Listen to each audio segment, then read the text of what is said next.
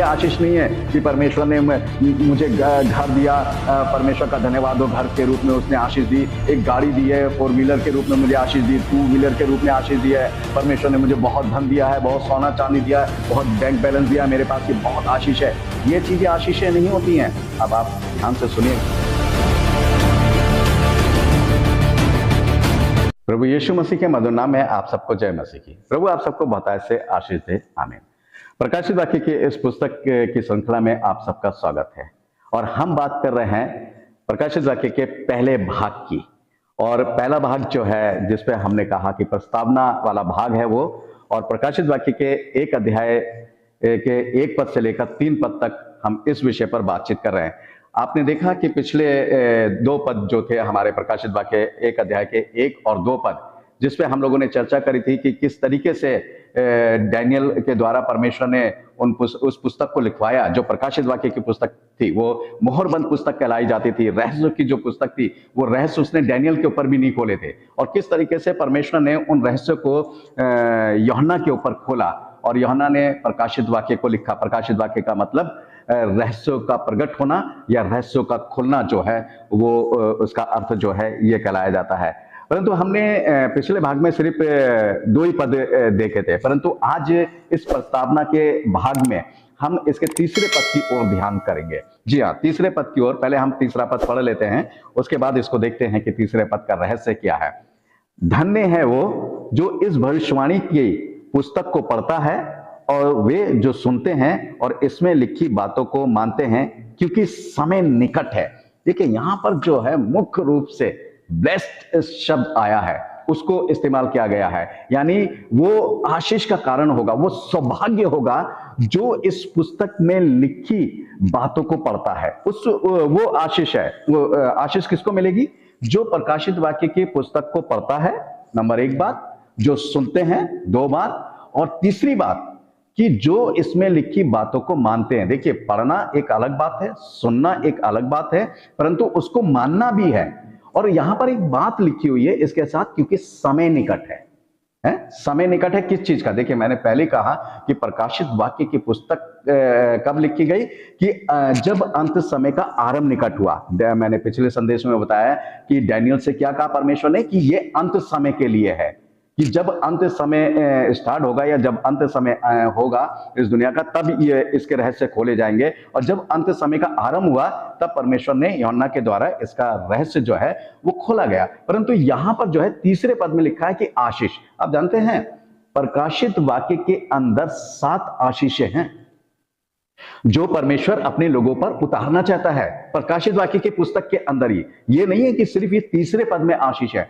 मैं आज इसी पद के माध्यम से 7 आशीष के बारे में आपसे बातचीत करूंगा। पहली आशीष आपने देखी कि परमेश्वर क्या कह रहा है कि पहली जो आशीष है कि जो इस पुस्तक को पढ़ता है और सुनता है और इसमें लिखी बातों को मानता है, और जो ये जानते हैं कि समय निकट है। देखिए, सब कहते हैं, जानते सब हैं कि समय निकट है, तो आपको प्रकाशित वाक्य की पुस्तक को पढ़ना चाहिए, आपको सुनना चाहिए और आपको उसमें लिखी बातों को मानना चाहिए, क्योंकि समय निकट है। आरंभ हो चुका था 95 AD में, जब परमेश्वर ने यूहन्ना के द्वारा इस पुस्तक को लिखवाया।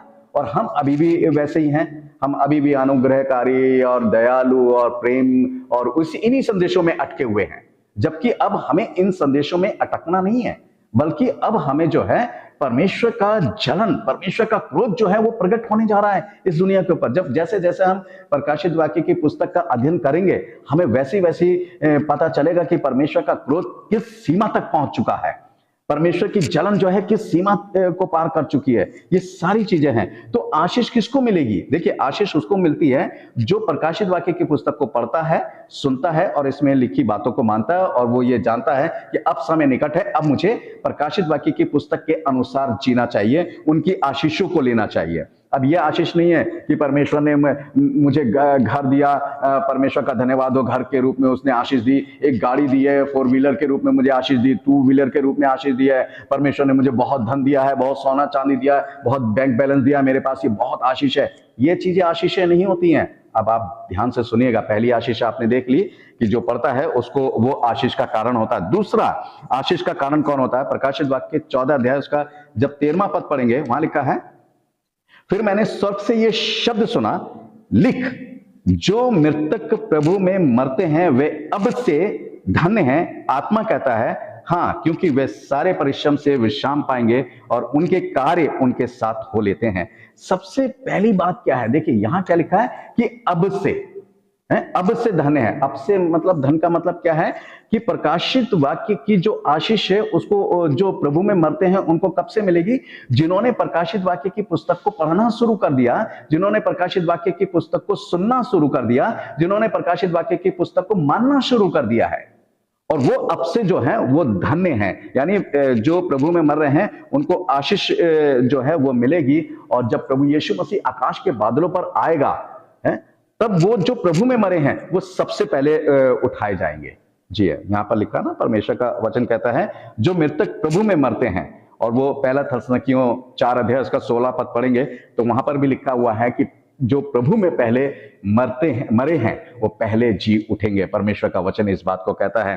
तीसरी आशीष के बारे में बात करेंगे, प्रकाशित वाक्य 16 अध्याय उसके 15वें पद में ध्यान दीजिएगा। देख, मैं चोर के समान आता हूं, धन्य वे है जो जागता रहता है और अपने वस्त्र की चौकसी करता है कि नंगा ना फिरे और लोग उसका नंगापन ना देखें। देखिए, चोर के समान का मतलब क्या होता है? ये चोर के समान का मतलब क्या है कि एक बात ये ध्यान रख लीजिए कि यीशु मसीह का आना जो है, सेकंड कमिंग जो है, दूसरा आगमन जो है, निश्चित है, वो टल नहीं सकता है किसी भी कीमत पे। मगर उसकी सेकंड कमिंग यानी दूसरे आगमन का समय निर्धारित नहीं किया गया है कि जैसे बहुत से लोग आपने देखा होगा, बहुत से लोग कहते हैं कि प्रभु यीशु मसीह अगले साल आ रहा है, पिछले साल आ रहा है, या तब आएगा, या इस दिन आएगा, या इस घड़ी। कोई समय निर्धारित नहीं है, क्योंकि परमेश्वर का वचन इस बात को कहता है, प्रभु यीशु मसीह खुद कहता है कि उस समय उस घड़ी को कोई नहीं जानता कि किस दिन, सिवाय परमेश्वर के। परमेश्वर जानता है कि वो कब अपने पुत्र को इस दुनिया में भेजेगा, सेकंड कमिंग उसकी कब होगी। परंतु वो ब्लेस जो आशीष है वो किसको मिलती है? सबसे पहली बात उसको मिलेगी जो जागता रहता है। जागता रहने का मतलब क्या होता है? सावधान रहना, अलर्ट रहना। क्या कहते हैं यहाँ परमेश्वर का वचन, केयरफुल रहना। बिल्कुल सावधान रहिए कि शैतान जो है कहीं हमें बहका तो नहीं रहा है, शैतान हमें कहीं दूर तो नहीं ले जा रहा है। आज बहुत से झूठे मसीह और झूठे भविष्यवक्ता उठ खड़े हैं। देखिए, परमेश्वर का वचन प्रभु यीशु मसीह मत्ती 24 अध्याय के 24 पद में कहता है कि झूठे मसीह और झूठे भविष्यवक्ता उठ खड़े हुए हैं, और उसके तीसरे पद में कहता है कि सावधान रहो, हमें सावधान रहना चाहिए। चौथे पद को पढ़े, वहां लिखा सावधान रहो। प्रभु यीशु मसीह बार बार हमें कहता है कि सावधान रहो, यानी अलर्ट रहो। हमें क्या कहते हैं? अलर्ट रहना है, केयरफुल रहना है। कहीं हमारा जीवन बुराई की तरफ तो नहीं जा रहा, कहीं हमारा जीवन गलत शिक्षाओं की तरफ तो नहीं जा रहा है। और परमेश्वर का वचन भी इस बात को कहता है, जब आप यूहन्ना की दूसरी पत्री और उसका 9, 10 और 11 पद आप पढ़ेंगे तो वहां लिखा हुआ है, यदि कोई तुम्हारे पास आए और इसी वचन की ये शिक्षा ना दे, तो लिखा है उसे ना तो घर में आने दो और ना ही नमस्कार करो। पढ़ लीजिएगा, उसके अंदर परमेश्वर का वचन इस बात को कह रहा है। मगर जो इस बात को मानते हैं वो अपने जीवन को सावधान करके, यानी जागते रहते हैं, हमेशा जागरूक रहते हैं, हमेशा अलर्ट रहते हैं। कहीं शैतान की कोई बात हमारे जीवन में या हमारे पास आकर हमें परमेश्वर के राज से या परमेश्वर की बातों से दूर तो नहीं ले जा रही है, इसलिए सावधान रहिए। और लिखा है वस्त्र की चौकसी करो। वस्त्र की चौकसी करने का मतलब क्या होता है कि अपने शरीर की, हमें अपने शरीर की, यहां पर वस्त्र का मतलब ये वाले वस्त्र नहीं है, बल्कि अपने शरीर की चौकसी करना, अपने शरीर की देखभाल करना है कि वो पवित्र है या नहीं है। क्योंकि आप पहला पतरस उसका पहला अध्याय उसका 16वां पद जब आप पढ़ेंगे तो वहां लिखा हुआ है, परमेश्वर का वचन कहता है, क्योंकि लिखा है कि जैसे मैं पवित्र हूं वैसे ही तुम भी पवित्र बनो। जी हाँ, जैसा परमेश्वर पवित्र है, जैसा प्रभु यीशु मसीह पवित्र है, हमें उसी तरीके से पवित्र बनना है।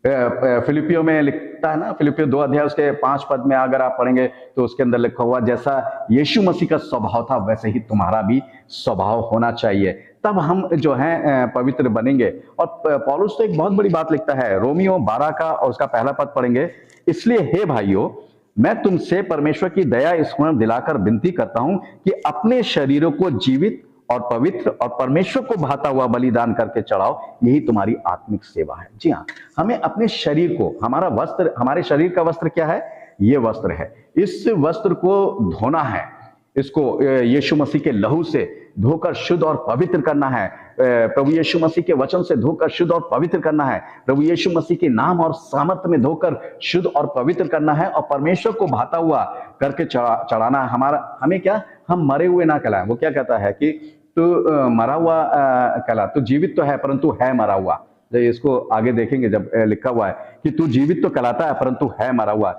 जब हम 7 चर्चेस के बारे में बात करेंगे तो उसके अंदर ये बात आई है। तो हम जीवित, क्योंकि हम मसीह हमारे अंदर नहीं है, क्योंकि मसीह का जो वचन है वो हमारे अंदर नहीं है।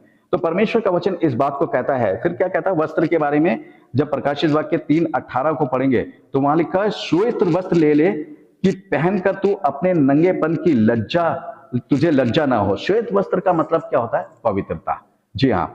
और जब गलतियों 3 अध्याय उसका 27 पद पढ़ेंगे तो वहां लिखा हुआ है कि जितनों ने बपतिस्मा लिया उन्होंने यीशु मसीह को पहन लिया।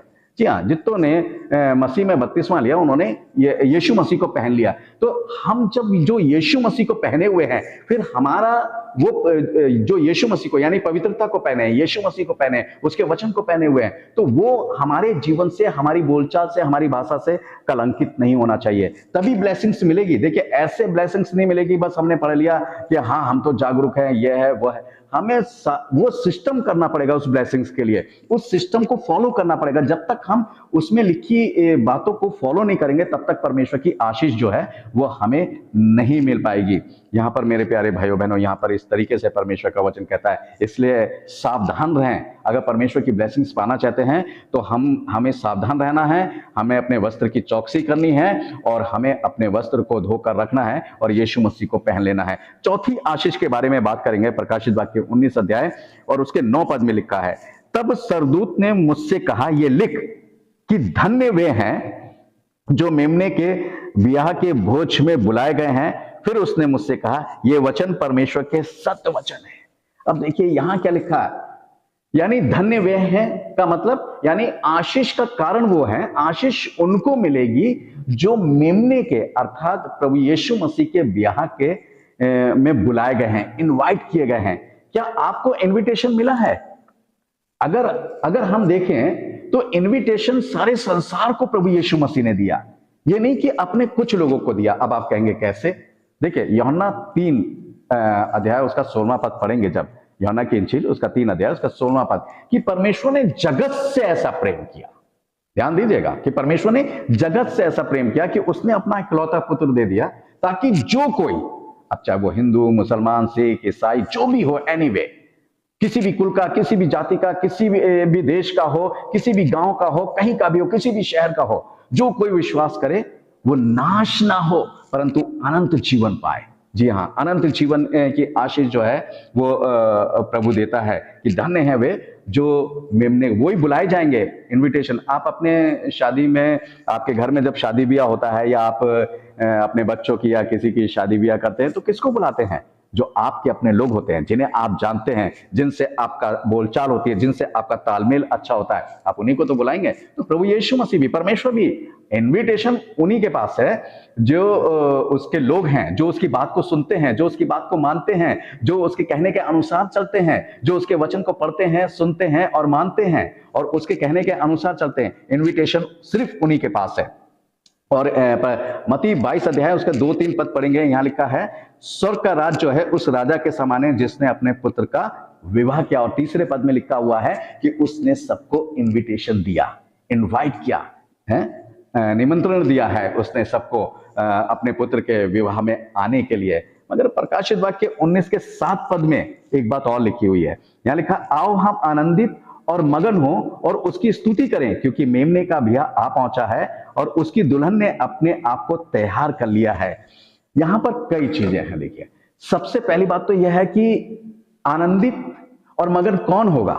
आनंदित और मगन वो होगा जिसके पास इनविटेशन होगा, है, जो जाएगा। आप कहते तो सब है, इनविटेशन हमारे पास है, इनविटेशन हमें भी दिया प्रभु ने। ऐसी वो 10 कुंवारियां नहीं थी, मत्ती 25 अध्याय को पढ़ोगे, 10 कुंवारियां थी। 10 कुंवारियों के पास देखिए 10 ये कह रही थी, दावा कर रही थी, इनविटेशन हमारे पास है, इनविटेशन हमारे पास है, हमें भी प्रभु ने इनविटेशन, तो प्रभु ने सबको दिया है, परंतु एंट्री किसकी होगी उस भोज के अंदर, उस विवाह के अंदर किसकी एंट्री होगी? ये समझने वाली बात है। वहां लिखा हुआ है कि जो तैयार दुल्हन ने अपने आप को तैयार कर लिया, जिन्होंने अपने आप को तैयार कर लिया। अब किस चीज से? देखिए प्रकाशित वाक्य 3 अध्याय पहले पद के 3 पद को फिर से देखेंगे। देखिए प्रकाशित वाक्य पहला अध्याय उसके 3 पद को जब हम पढ़ते हैं, वहां क्या लिखा है कि जो इसमें लिखी बातों को पढ़ता है, जो सुनता है और जो मानता है, वो क्या कहते हैं, धन्य है। और वो धन्य है क्योंकि उसने क्या है, मानने वाला व्यक्ति क्या कर रहा है, वो अपने आप को तैयार कर रहा है। जो मान रहा है, इसका मतलब मानने वाला व्यक्ति अपने आप को तैयार कर रहा है। आप सुन रहे हैं मगर आप मान नहीं रहे हैं, नहीं, आप बाहर हैं। आप उसको पढ़ रहे हैं परंतु आप मान नहीं रहे हैं, तो आप बाहर हैं। अगर जो मान भी रहा है, वो उसके पास सही माने में उसके पास इनविटेशन है कि वो मान रहा है, मगर क्या लिखा है यहां पर, एक बात और लिखी, उसकी स्तुति करें। उसकी स्तुति किस चीज से करें? वहां लिखा ना प्रकाशित वाक्य 4 अध्याय जब आप उसका 23-24 पद पढ़ेंगे कि परमेश्वर आत्मा है और लोगों को चाहिए कि परमेश्वर आत्मा और सच्चाई करने वाले लोगों को ढूंढता है, जो आत्मा और सच्चाई के साथ उसकी आराधना करते हैं, जो आत्मा और सच्चाई के साथ उसकी स्तुति करते हैं। देखिए अगर आप वैसे ही स्तुति कर रहे हैं, बिना तैयारी के स्तुति कर रहे हैं, तो कोई फायदा नहीं है। इंतजार तो 10 कुआरियों को इंतजार था प्रभु यीशु मसीह का आने का, परंतु परमेश्वर का वचन इस बात को कहता है कि जो तैयार थी वही उसके साथ गई और 5 वहीं रह गई। इंतजार उन्हें था, सब कुछ था, लालटेन भी थी, पर तेल नहीं था, एक अलग बात है, परंतु इंतजार था। और जब आधी रात को धूम मची तो सब जाग गई, सब अपनी लालटेनें ठीक करने लगी, परंतु जो तैयार थी पूरी तरीके से, वो परमेश्वर के राज्य में जो है वो गई हैं। यहाँ पर मत्ती जब 25 और 10 पद पढ़ेंगे तो वहां लिखा हुआ है, जो तैयार थी वे उसके साथ ब्याह के घर में चली गई और द्वार बंद हो गया। द्वार बंद हो गया, यानी जिनके पास आशीषें नहीं थी, उनको इनविटेशन नहीं था उनके पास, और जिनके पास आशीष थी उनके पास इनविटेशन था और वो चली गई। यहां पर जो है परमेश्वर का वचन इस बात को बताता है। अब 5वीं आशीष के बारे में बात करेंगे। 5वीं आशीष यानी प्रकाशित वाक्य 20 अध्याय उसके 6 पद में ध्यान दीजिएगा। देखिए प्रकाशित वाक्य की 7 आशीषें हैं और 7 आशीषों के विषय में हम बातचीत कर रहे हैं, और ये 7 आशीष हमारे जीवन के लिए बहुत लाभदायक है, क्योंकि ये अंत समय की ब्लेसिंग्स हैं, ये अंत समय की आशीष हैं। अगर इस अंत समय की आशीष से हम परिपूर्ण हो गए तो समझ लीजिए कि परमेश्वर की आशीषों से हम परिपूर्ण हो गए और परमेश्वर के राज के वारिस हो गए। इन 7 आशीषों को इसलिए कह रहे हैं, बहुत ध्यान से जरा ध्यान दीजिएगा। 5वीं आशीष के बारे में बात कर रहे हैं। प्रकाशित वाक्य 20 अध्याय उसके 6 पद में लिखा हुआ है, धन्य और पवित्र वो है जो पहले पुनरुत्थान का भागी है, ऐसों पर दूसरी मृत्यु का कुछ भी अधिकार नहीं है, पर वे परमेश्वर और मसीह के याजक होंगे और उसके साथ 1000 वर्ष तक राज करेंगे। देखिए यहां पर अब 2 चीजें आ गई हैं। पहला, धन्य वे है। धन्य का मतलब यानी आशीष का वो कारण है, उनको आशीष मिलेगी, वो ब्लेस्ड होंगे, वो परमेश्वर उनको आशीष देगा। जो किनको देगा? इसमें जो लिखी बातों को मान रहा है। और दूसरा क्या है कि वो पवित्र भी होने चाहिए। देखिए दोनों चीजें होनी चाहिए, आशीष का कारण भी हम हो और आशीष का कारण वही होगा जो पवित्र होगा। इसलिए हमें सिर्फ यही नहीं कहना है कि नहीं हमें तो परमेश्वर की आशीष मिली है, हम इस आशीष के कारण है। आपको पवित्र भी होना, जैसा मैंने पिछले पदों में बताया है कि हम अपने आप को परमेश्वर के सामने पवित्र और भाता हुआ करके परमेश्वर को चढ़ाएं। हम पवित्र बने जैसा परमेश्वर पवित्र है।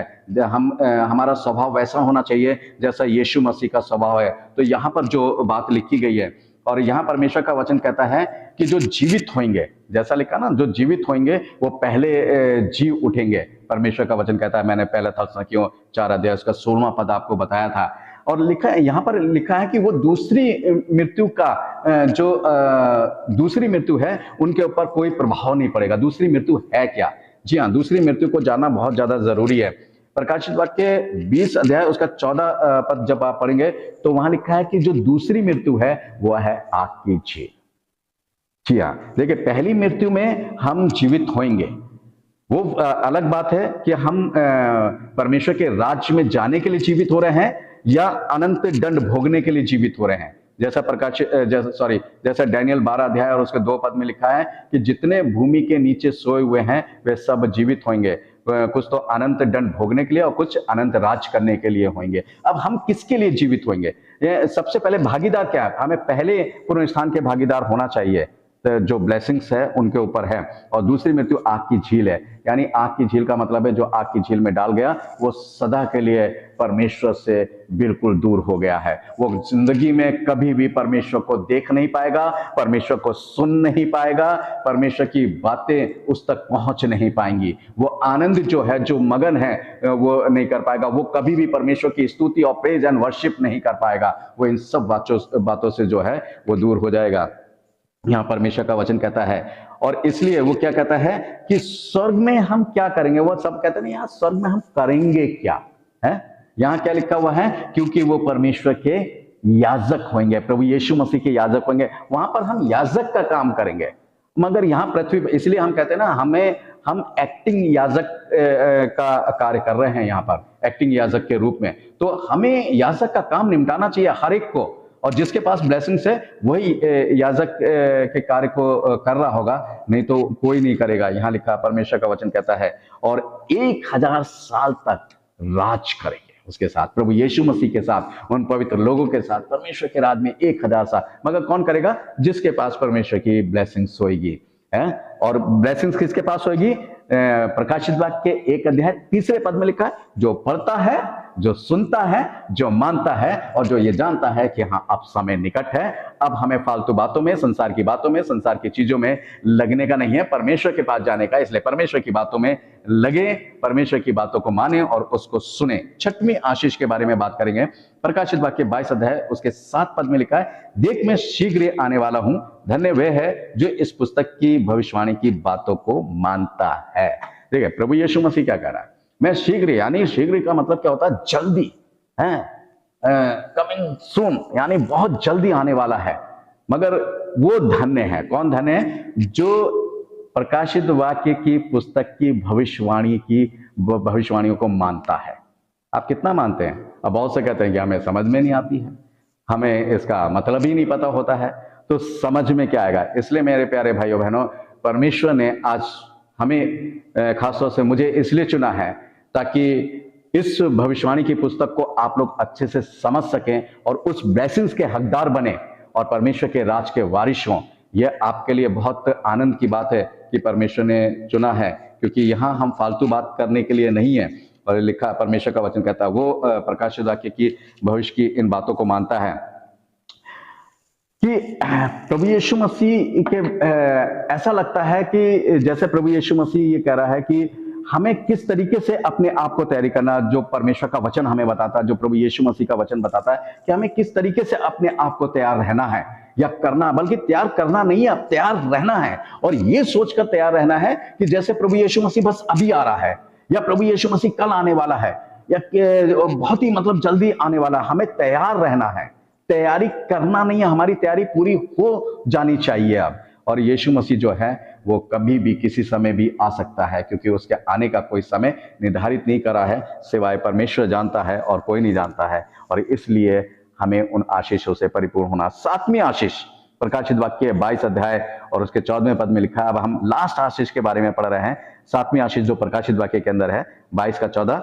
धन्य वे हैं जो अपने वस्त्र धो लेते हैं, क्योंकि उन्हें जीवन के वृक्ष के पास आने का अधिकार मिलेगा और वे फाटकों से होकर नगर में प्रवेश करेंगे। देखिए ब्लेस का कारण क्या है, आशीष का कारण क्या? अब इन पदों को बहुत लोग पढ़ते हैं, ठीक है, कि हाँ साहब हम जीवन के वृक्ष के पास जाएंगे, हम ऐसा करेंगे और परमेश्वर हमें आशीष देगा। धन्य वे हैं यानी ब्लेस्ड है, यानी परमेश्वर की आशीष का कारण है। सबसे पहली बात क्या लिखा है? जो अपने वस्त्र को धो लेता है। देखिए मैं आपको फिर बता रहा हूं, इस वस्त्र को धोने की बात नहीं है, यानी अपने शरीर को जो धो लेता है। लिखा है प्रकाशित वाक्य 7 अध्याय और उसके 14वें पद में लिखा हुआ है। जब प्रकाशित वाक्य 7 अध्याय उसका 14वें पद के लास्ट की लाइनों को पढ़ेंगे, वहां लिखा है, इन्होंने अपने अपने वस्त्र को मेमने के लहू से धोकर श्वेत किए हैं। देखिए मेमने के, यानी अब अगर ये वाले वस्त्र तो मेमने के लहू से नहीं धुलते ना, तो क्या धुलता है? शरीर। जी हाँ, वो जो प्रकाशित वाक्य की पुस्तक में दिए गए 7 अध्याय में 7 के 14 में कि उन्होंने अपने वस्त्रों को मेमने के लहू से धोया है। श्वेत किए हुए, यानी उन्होंने यीशु मसीह के लहू से अपने आप को धोकर पवित्र किया है। मैंने बताया ना, श्वेत का मतलब पवित्र होता है, अपने आप को पवित्र किया हुआ है। हमें भी अपने आप को यीशु मसीह के लहू से धोकर अपने आप को पवित्र कर लेना है, क्योंकि यीशु मसीह का लहू जो है वो आज से 2000 साल पहले हमारे लिए बहाया गया, ताकि हम उसमें अपने आप को धोकर शुद्ध और पवित्र करें। जी हाँ, वो झरना जो क्रूस पर, लहू का झरना जो क्रूस पर से बहाया गया मेरे और आपके लिए, क्या हमने अपने आप को धो लिया है? जी हाँ, जितनों ने यीशु मसीह में बपतिस्मा लिया है, यानी आत्मा और सच्चाई के साथ, देखिए जब तक आप कितने भी मसीह क्यों ना हो, मगर अगर आप सच्चाई से परिपूर्ण नहीं है, आपको सच्चाई नहीं मिली है, आप ब्लेसिंग्स के बारे में नहीं जानते हैं, आपके पास ब्लेसिंग्स नहीं है, आपने बपतिस्मा ले लिया है, तो वो बपतिस्मा माना नहीं जाता है, वो बपतिस्मा नहीं हुआ। देखिए, आपका घर जब आप बनाएंगे तो जहां नींव खोदेंगे वहीं तो आप डालेंगे। अब नींव आपने खोदी यहां और घर की दीवार खड़ी कर रहे हैं कहीं और, तो कैसे आपका घर टिक जाएगा? इसका मतलब क्या है? हमारी नींव क्या है? चट्टान पर होनी चाहिए, जो गिरनी नहीं चाहिए। चट्टान का मतलब क्या है? एक पक्की सच्चाई पर होनी चाहिए, बिल्कुल अटूट सच्चाई पर हमारा आत्मिक घर बना होना चाहिए, जो हमारा शरीर कहलाता है। लिखा है ना कि ये पवित्र आत्मा का मंदिर है, हमारा परमेश्वर का वचन इस बात को कहता है। तो ये उस नींव पर होना चाहिए, लिखा है परमेश्वर का वचन। और जीवन का वृक्ष का मतलब क्या है? प्रकाशित वाक्य 22 अध्याय उसके 2 पद में लिखा हुआ है कि जीवन के वृक्ष में एक खूबी है। लिखा हुआ है इसमें 12 प्रकार के फल जो हैं वो फलते हैं और हर महीने फलवंत होता है। ये ध्यान दीजिएगा, हर महीने फलवंत होता है। हम भी यीशु मसीह के पेड़ हैं, लिखा ना यूहन्ना 15 अध्याय को जब आप पढ़ेंगे, उसके पहले, दूसरे, तीसरे, 5वें तक पद पढ़ते जाएंगे कि सच्ची दाखलता मैं हूं और दाखलता मैं हूं और तुम डालियां हो। डालियों में क्या? डाली क्यों कहा है? प्रभु यीशु मसीह ने हमें डाली क्यों? क्योंकि डाली में फल होते हैं। क्या वो फल लगे हैं? और ये कौन से फल हैं? देखिए 12 प्रकार के फल हैं और अलग अलग फल हैं। जब आप गलतियों 5 अध्याय 22 से 23 पद पढ़ेंगे तो वहां लिखा पवित्र आत्मा के 9 फल। जी हाँ, पवित्र आत्मा के 9 फल हैं। और इफिसियों 5 अध्याय उसके 8 पद को जब आप पढ़ेंगे तो वहां लिखा ज्योति का फल, सब प्रकार की भलाई, धार्मिकता और सत्य है। 3 फल ये और 9 वो, यानी 12 फल। वो 12 फल हमारे जीवन में होने चाहिए, तभी परमेश्वर की ये जो 7वीं आशीष है, ये आशीष हमें मिलेगी। और जिसके जीवन में 12 फल होंगे, वही उन 12 फलों के नजदीक, यानी जीवन के वृक्ष के पास जाएगा। और जीवन कौन है? प्रभु यीशु मसीह जीवन है, उसके अंदर वो 12 फल है। वो उसके साथ मिलकर उस परमेश्वर के राज में याजक का काम करेंगे और 1000 वर्ष तक राज करेंगे और आनंद मनाएंगे और मगन होंगे और परमेश्वर की महिमा जो है आत्म सच्चाई से करेंगे। यहां लिखा है, यहां पर एक बात और लिखी है कि फाटकों से होकर नगर में प्रवेश करेंगे। देखिए, मैं हर बात की तरफ आपका ध्यान दिलाना चाहता हूं, छोटी सी छोटी बात के लिए, क्योंकि प्रकाशित वाक्य के अंदर छोटी सी छोटी बात भी बहुत महत्वपूर्ण है। अब बहुत से लोग ये सोचते हैं कि फाटकों में होकर नगर में प्रवेश करेंगे। कौन से नगर में प्रवेश करेंगे? यरूशलेम में, नए यरूशलेम में प्रवेश करेंगे। जी हाँ, आप जानते हैं यरूशलेम के बारे में क्या लिखा है? मत्ती 5 अध्याय उसके 35 पद में लिखा हुआ है, यरूशलेम की शपथ ना खाना, क्योंकि वह महाराजा का नगर है। बिल्कुल साफ लिखा हुआ है कि यरूशलेम की शपथ ना खाना, क्योंकि वो महाराजा का नगर है। जब यहां पर नगर की बात होती है तो वो यरूशलेम से संबंधित है। और जब प्रकाशित वाक्य के अंदर जब नगर की बात होती है तो इसका मतलब है कि नए यरूशलेम की बात है। जी हाँ, हम नए यरूशलेम में प्रवेश करने जा रहे हैं। परमेश्वर का वचन कहता है कि फाटकों से होकर नए, और उस नए यरूशलेम के बारे में भी बात करेंगे जब हम प्रकाशित वाक्य का अध्ययन जैसे ही करते जाएंगे। और जब उस जगह पर पहुंचेंगे जहां यरूशलेम के, नए यरूशलेम के बारे में लिखा है, तब देखिएगा अमेजिंग बातें हैं, बड़ी अद्भुत बातें हैं। सोने की सड़कें हैं, एक एक फाटक जो है उसका एक एक मोती का फाटक है उसका, और बहुत सी और रहस्यमय बातें हैं वहां पर, मगर अभी नहीं बताऊंगा। जैसे जैसे आगे बढ़ेंगे वैसे वैसे बताएंगे।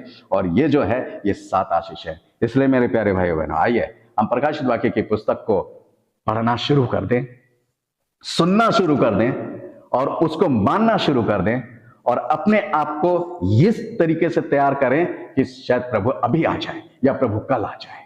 तो आइए अपने आप को तैयार करते हैं और परमेश्वर के इन 7 आशीषों से परिपूर्ण होते हैं, ताकि प्रभु के राज के वारिस हो सके। प्रभु आप सबको बहुत ऐसे आशीष दे। आमीन।